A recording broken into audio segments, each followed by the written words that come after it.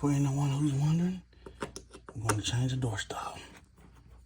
Oh, that's bad. I already have it there.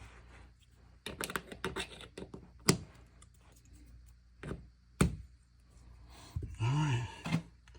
Replacing it with a black one. And the screw goes in just like this.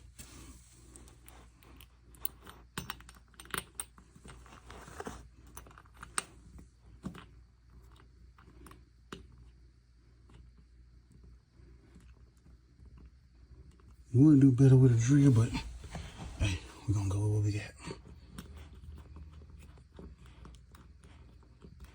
And the hole you see on the little flat part is where the actual stopper goes in it.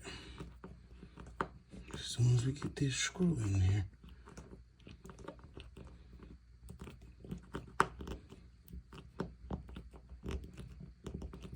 there we go. Now this end up there, we go, that you see goes in the hole of the little flat part. And you do it clockwise. Doesn't take much. Little turn, and boom.